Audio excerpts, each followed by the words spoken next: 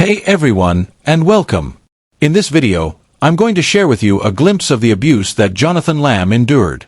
But before we dive in, listen closely to what the Table Talk panel has to say. Take a look. May I say a word about social media? Oh, sure. Social media is an instrument that we should use in the correct way. Yes.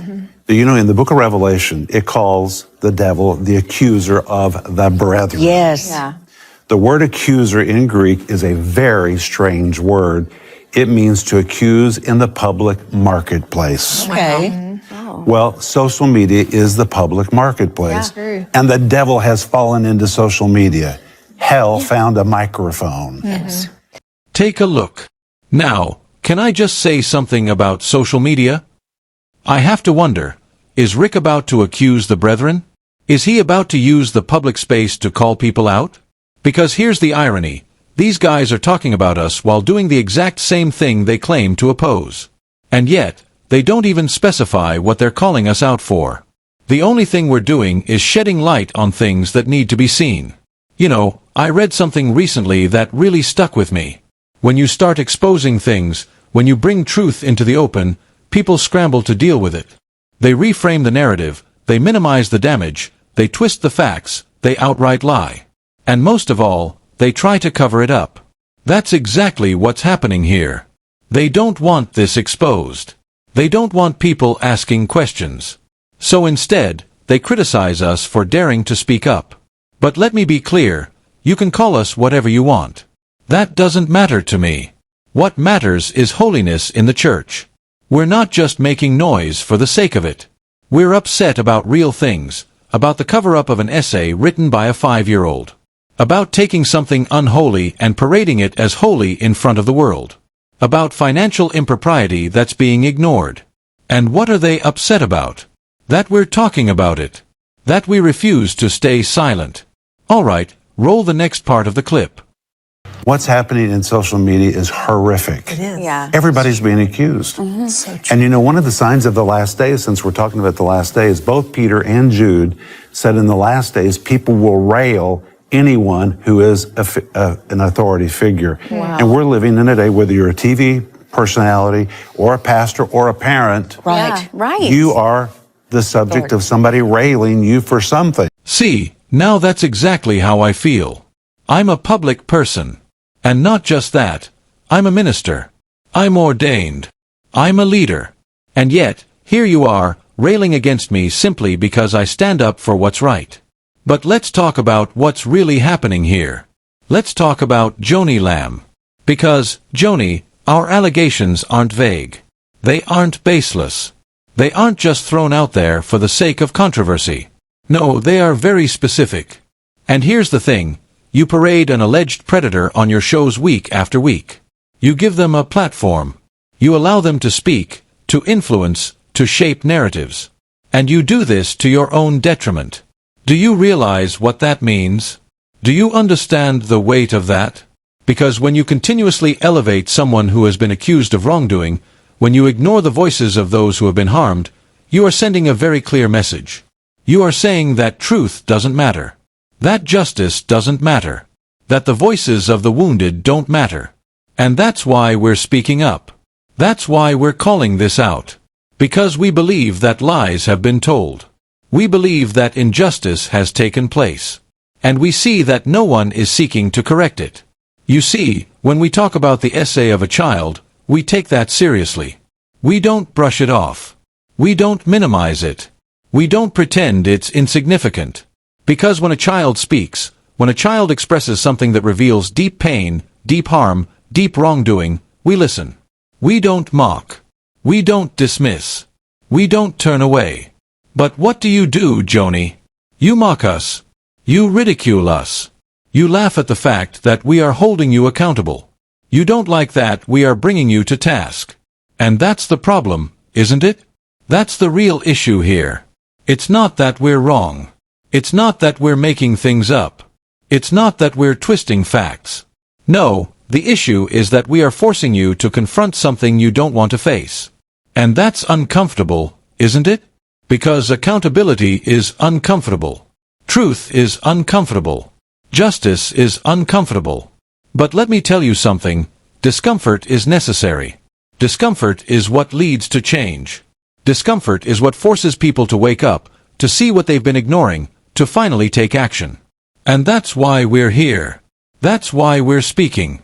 That's why we refuse to be silent. So go ahead. Keep mocking. Keep dismissing. Keep pretending that none of this matters. But know this, we're not going anywhere. We're not backing down. We're not stopping. Because truth matters. Justice matters. And the voices of the wounded will be heard.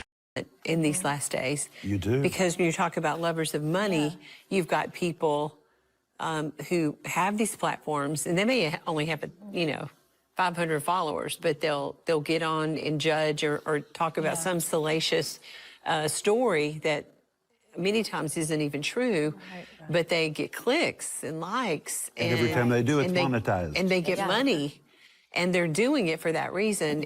And that's really dangerous in the eyes of God, isn't it? It is very dangerous. And Joni, let me be clear, that is dangerous in the eyes of God. Do you understand that? Do you realize the weight of what you're doing? That you might ever say something untrue and profit from it, that is a serious offense. And let's not pretend otherwise, because Lord knows that's what Daystar is all about. You're all about the clicks, aren't you? The engagement, the numbers, the illusion of influence. But let's be honest, those clicks aren't happening the way you want them to. Your viewership is down. People are waking up. They're asking questions. They're starting to see through the facade. And what are you doing? You're scrambling to protect that final base, the last group of people who still trust you, who still believe in what you're selling. The precious little people who have been fleeced, who have been kept in the dark, who have been denied the truth about what's really happening behind the scenes. But here's the thing, you can't keep it hidden forever. Because at least now, you're talking about it a little bit. And you know what happens when you talk about something? People get curious. They start searching. They start asking questions. Maybe Grandpa is sitting at home, scrolling through his phone, and he hears something about this controversy. Maybe he wonders, what's going on? Who's saying what on social media? And so he starts looking. He starts digging. And that's how it happens. That's how the truth spreads. I had a woman write to me recently. She left a comment on one of my videos. She said she didn't know what was going on. She had no idea. But then she started searching. She started asking, where's Jonathan? Where's Susie? She missed them. She wondered why they weren't on anymore. And once she started looking, she found my show. She found the truth. And once she did that, she started writing back to you, demanding answers. Demanding her money back. And guess what? You gave some people their money back. Because you knew that if you didn't, the pressure would keep building. But I've got another person who says they're not stopping. They're going to keep pursuing you. Because they didn't give their money to you so that you could do all this nonsense. And yet, here you are, daring to go on air, sitting next to Rick Renner, talking about how we are the ones making money off this. Rick Renner, let me ask you something. How much money do you make? What do you do? Who are you criticizing right now in order to make money? Let's be careful here. Because I'm not, you're criticizing us for speaking out, for getting clicks, for maybe receiving funds through YouTube. That's what you're upset about. But we are criticizing you for sin. We are criticizing you for cover-ups. We are criticizing you for deception. And don't think we don't see the pattern. This isn't new. It started with Mamacy and Papacy, and then Daystar went after them. That's why they had to shut up for a while. But I hope they come back. And I hope they come back with a vengeance. Because, Rick Renner, let me tell you something, we're not okay with this. We are a new generation. A chosen generation. A royal priesthood of holiness. And we are not down with adultery being proclaimed as acceptable. We're not. We believe it is a sin. A sin to be repented of, not to be paraded in front of the entire Daystar audience as if it's something to be celebrated. And let's talk about Doug. Doug is not liked. Doug is an embarrassment. You brought shame. Jonathan tried to warn you, over and over again. Mega church leaders told you that you were doing the wrong thing. You ignored all of it. Denise Boggs thought you were doing the wrong thing. And yet, here you are, sitting next to Rick Renner, letting him degrade us. Oh, they just want the money. No, I will never have the money of Joni Lamb. But I see a lot of fraud in how you've made yours. Buying your own books, calling yourself a New York Times best-selling author, that was a fun show to reveal. And let's talk about Jeanette Hawkins. How mean do you have to be, Joni Lamb, to be so unkind to Jeanette Hawkins? You mocked her when she was working at another place after she had to quit. Why did she have to quit? Because you wanted her to continue to lie. But she wouldn't. She came forward. She told the truth. She exposed the 7-year affair with Marcus Lamb. And she even brought you a gift, so you would know what was happening. Even though, let's be honest, you already knew, didn't you? Yeah. But Rick Renner sits there and says, we're the problem. Because we won't buy your Kool-Aid. And we won't drink it, either. Now, there's a little bit farther down where Joni is speaking. So let's go to that clip. And that's part of, I mean, you talk about in here, boasters and proud, blasphemers, Absolutely. disobedient, unthankful, unholy. That's right, Joni. I mean, those are all the things we're seeing happen right now. And you see that in society, but there are times, which is very sad to say, you see this in the church as well. Mm-hmm. You know, we need a real move of the Holy Ghost in the church. Mm-hmm. And we need preaching of the Bible that Yes. brings conviction. Yes. We Okay. need real preaching. Rick- All right, let's talk about something real.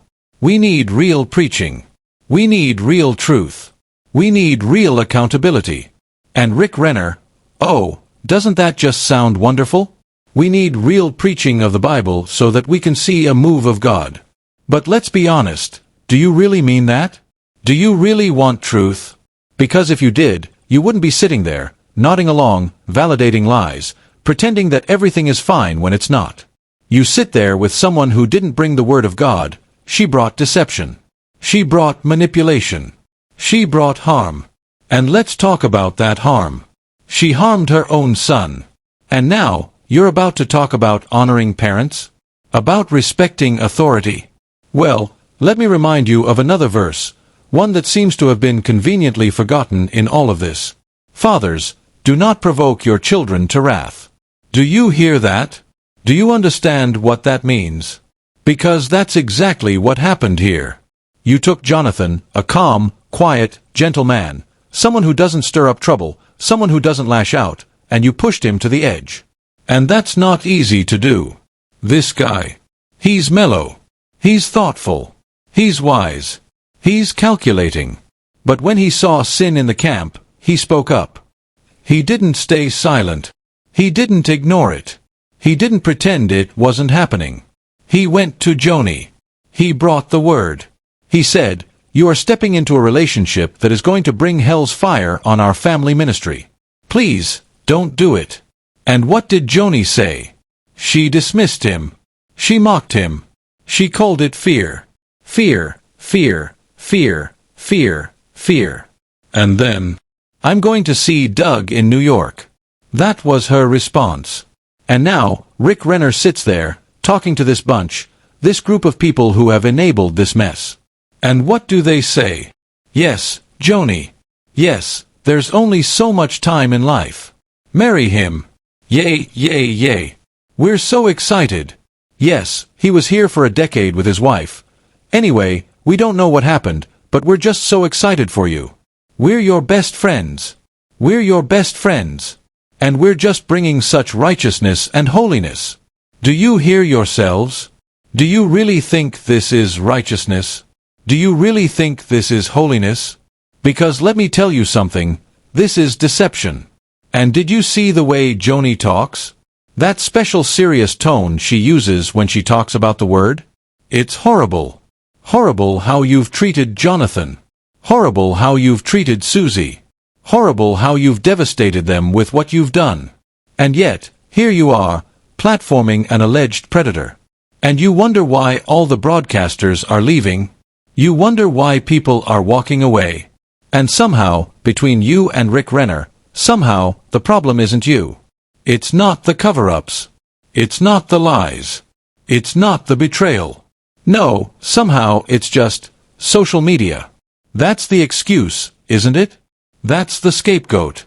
But let me tell you something. Social media isn't the problem. Truth is the problem. Accountability is the problem. Justice is the problem. Because when people start asking questions, when people start searching for answers, when people start demanding the truth, that's when things start to fall apart. And that's what's happening now. And you can't stop it. If you found this video helpful, let me know in the comments. And don't forget to subscribe so you never miss out on more great content.